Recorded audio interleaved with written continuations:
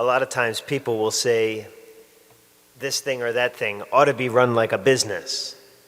The government ought to be run like a business. Probably true, many ways.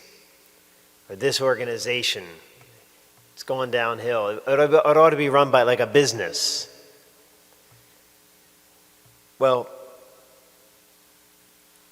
God really, I don't know if I'd say this, but I don't think he'd in our mind, make a good businessman.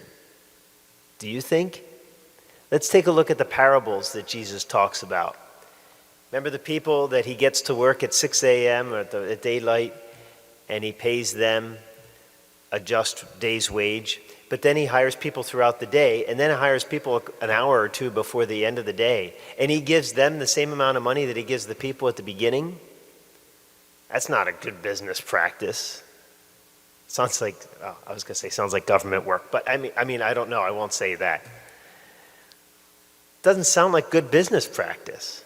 And then here, he has this vineyard, and he has these such awful workers in this vineyard that he has allowed to run this vineyard, that everyone he sends to kind of collect from the produce of the field, they kill or they beat. And he continues to keep sending them, and then he sends his son, and they kill him. And then, okay, well now he's going to take care of those people, but then he's going to open up the vineyard again and allow other people to presumably do the same thing that these other people did. I don't think he's a good businessman. Do you? Thank God that we have a God who does not run eternal life like a business, because all of us would be bankrupt. None of us would have rights to anything that he is giving us. None of us. And yet, as we heard in the gospel the first reading yesterday, the Lord is slow to anger and rich in mercy. Praise be to God. I need him. If he ran eternal life like a business, all of us would be cut out maybe the first couple minutes of his free gift.